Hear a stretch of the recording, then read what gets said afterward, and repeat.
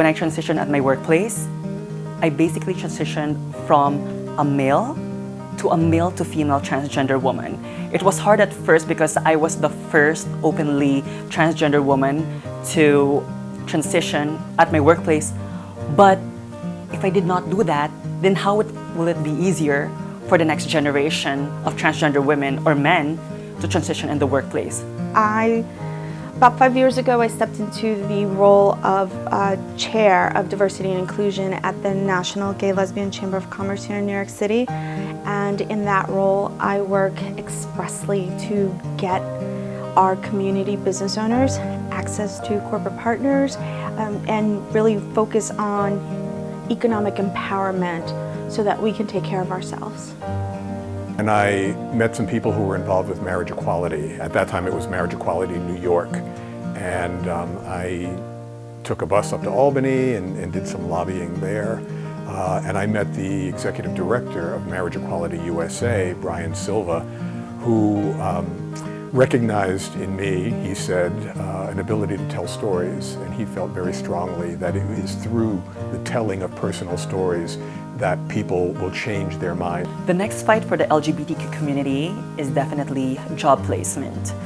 We, as a community, LGBTQ, are just as educated and as capable of doing the job. Companies should not base us on how we look or discriminate us just because we're LGBTQ.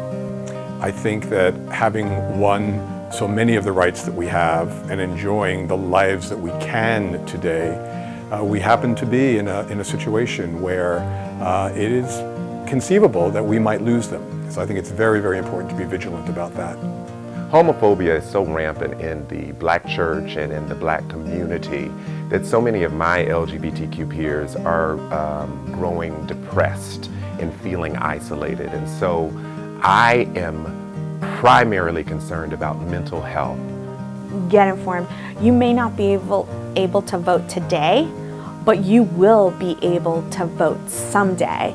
And the more informed you are, the more value your vote has. And hell, at the age of 18, there are offices that you could be running for. So often LGBTQ youth think that they have to wait until they're adults to be a difference. But the truth is they really can do the work now, do the research, get the information now, and from their youth lens, they can truly be an important part of engaging in the very issues that are being lobbied in Congress. But they can connect to it right now because the information is at their fingertips.